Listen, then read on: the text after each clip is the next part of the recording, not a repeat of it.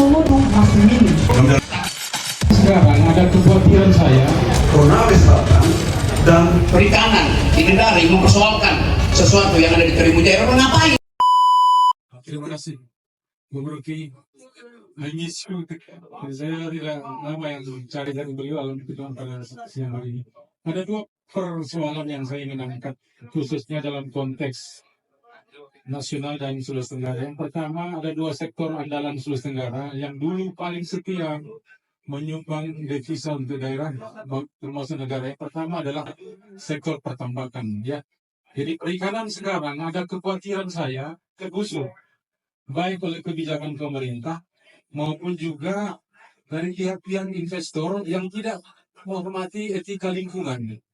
Saya sekarang ini lagi ngurus masalah kasus petambak di Karimun Jawa, Jawa Tengah. Di situ saya melihat ada ketidakadilan dan saya anggap ini perlu perhatian kita semua. Sekiranya tambak di Jawa Tengah diputuskan para petambak itu di penjara, maka saya yakin 95% tambak di Indonesia termasuk di Sulawesi Tenggara bakal tutup. Jadi saya mohon Pak Rocky perlu masukkan dan arahannya terkait masalah kita sebut saya kasus Karimun Jawa. Yang kedua adalah tambang. Tambang ini saya lihat di Sulawesi Tenggara, saya kaget tadi Pak Lodeina menyebut ada kerugian negara sekitar 5, sekian triliun. Coba dibayangkan saudara-saudara adik-adik saya, di Sulawesi Tenggara itu ada paling sedikit 3 kabupaten produsen nikel terbesar. Saya sebut saja Kabupaten Bombana, Kabupaten Konawe Selatan, dan Konawe Utara.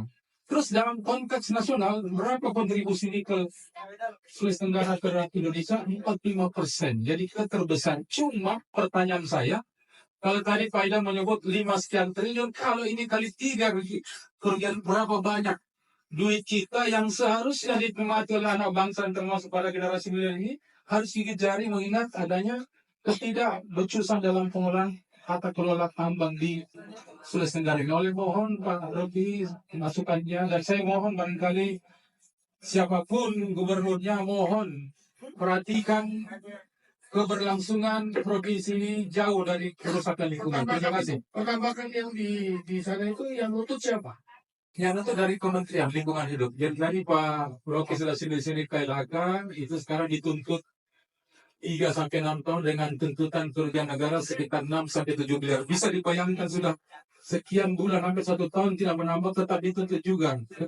6-7 triliun ini memiris Pak. Ini tambak rakyat, bukan tambak perusahaan ya. Tambak rakyat. Ya, Ditutup dan dipenjara. di penjara. Jadi saya mohon masukan dan dari Pak Rocky. Terima kasih. Silakan, Bro.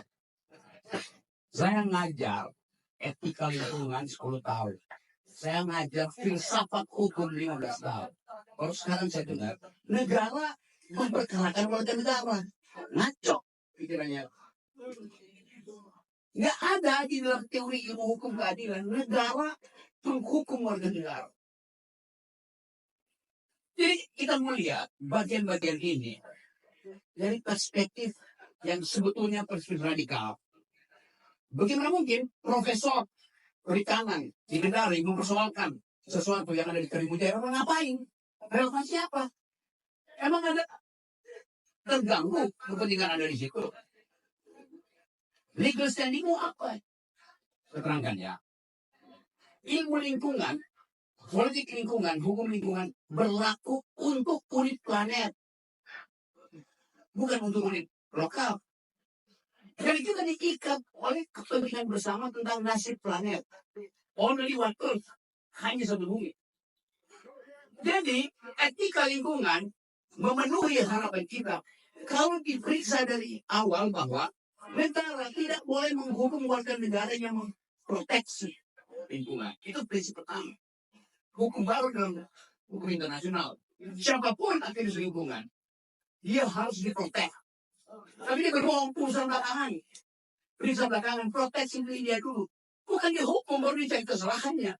Saya tahu kan dari Karimunjawa. Orangnya dihukum baru dicari kesalahannya. Itu konyol, belum negara.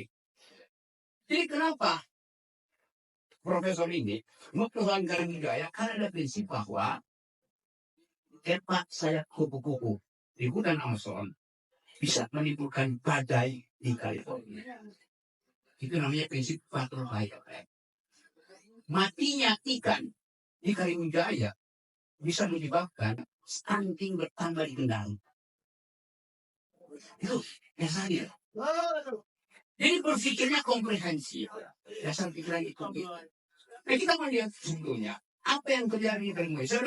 Saya tahu kapten karena saya pernah diminta jadi amicus curiae, artinya sahabat pengadilan, untuk membuktikan bahwa langkah pemerintah menangkap, memenjarakan, dan potensi pemenjaraan kemanusiaan sampai sekarang, itu artinya ada ketakutan keresahan dari rakyat Karimun Jaya. Bukan, bahkan dari rakyat Gresik, rakyat NTT, rakyat Sulawesi Utara, rakyat Laut.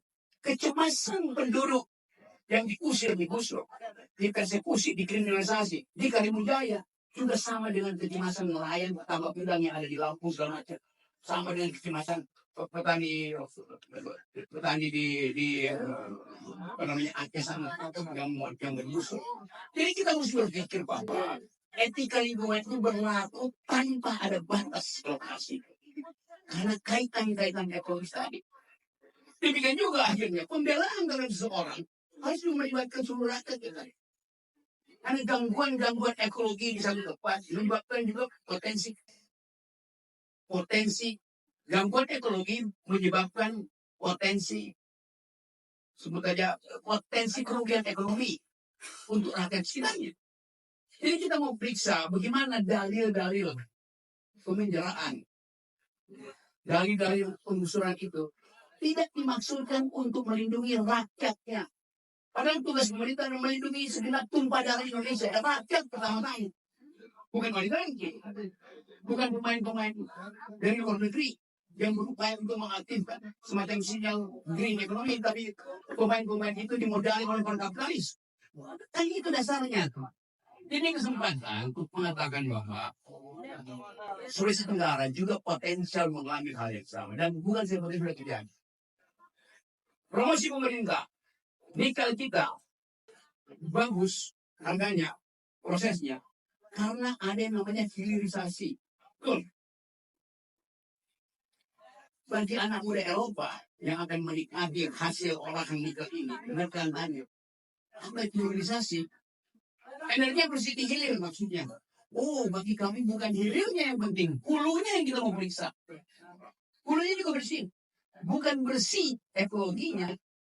Orang akan bertanya, di hulu itu ada berapa pemain nikel yang memperoleh izin secara demokratis dengan kompetisi yang fair.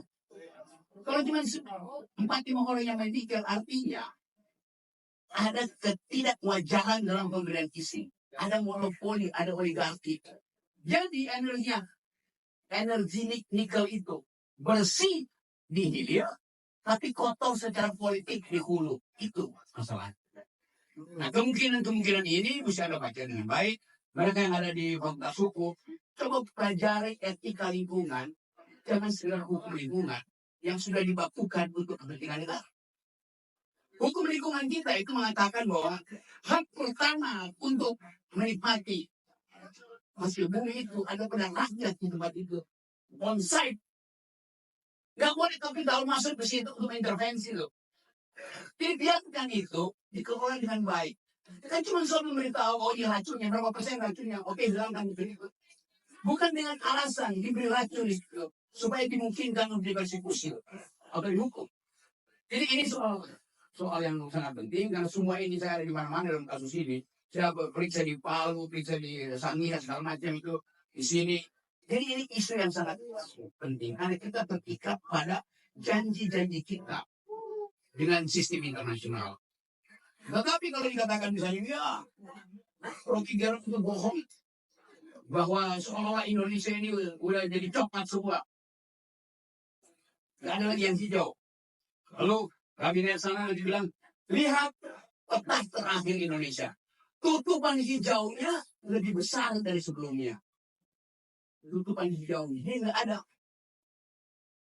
Yang disebut berantakan. Oh, coba kita zoom in. Memang hijau, tapi hijau lapangan golf. Beda dengan hijau hutan yang mesti diversity.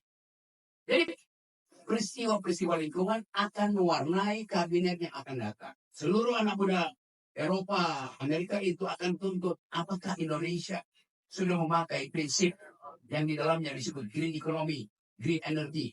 Tetapi akan diperiksa lagi, apakah proses memiliki energi itu dilakukan secara demokratis atau tidak. Pakai AMDAL versi rakyat atau AMDAL versi rakyat. Itu yang akan dituntut. Ya, teman-teman, sebelum saya cek bekas kuliah di soal lingkungan. Satu waktu saya ada di Eropa, di sebuah kafe di Honare di Budapest. Ada kopi enak di situ.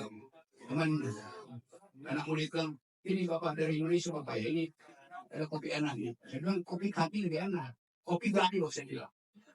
Anak muda itu debat saya. Buktikan dulu Pak, bahwa kopi enak itu ditanam di bukit nomor berapa di Sumatera. Bukitnya mereka udah tandai secara digital. Mereka nggak tahu, wah bagus kopinya enak. Ditanam di bukit nomor 12 misalnya. Tapi bukan ke bukit itu setahun lalu, masih hutan. Kenapa sekarang jadi kebun kopi? Artinya ada deforestasi untuk kepentingan industri kopi. Tidak lagi tuh. Yang pesan industri ini siapa? Rakyat atau perusahaan kopi raksasa? Jadi kita mau lihat bagaimana reaksi publik internasional terhadap kopi di Gayo. Reaksi para pencinta laut di Jepang terhadap kerusakan di pantai Kendari. Itu namanya berpikir ekologis. Jadi saya mau sebutkan di sini teman-teman. Kita pastikan juga bahwa di dalam upaya kita untuk melakukan transformasi politik, transformasi ekonomi, pakai dalil ilmu pengetahuan yang memungkinkan kita bertengkar di dalam konsep. Nggak mungkin saya terangkan ini pada paslon yang lain pasti. Karena pasti buta huruf semua.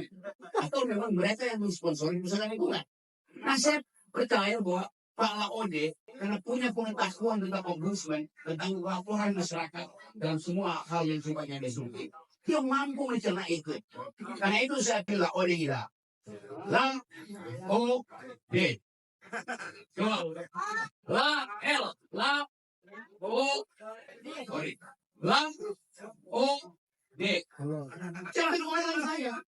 Saya hanya bisa bertengkar secara filosofis dengan dia. Yang lain nggak bisa atasi pertentangan ini kan. Jadi saya ingin orang yang menonton itu paham secara pengetahuan. Assalamualaikum warahmatullahi wabarakatuh. Ya, Prof. Azlan, kita cukup prihatin ya dengan para petambak-petambak yang ada di Karimun Jawa.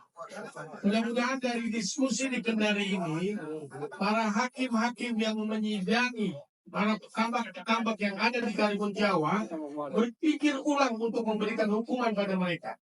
Ya, semoga hakim-hakim juga mengerti, punya hati nurani. Dari Kendari kita menghimbau para hakim itu untuk kira-kira memikirkan ulang, mempertimbangkan kembali menghukum para petambak-petambak itu. Demikian Pak, mudah-mudahan untuk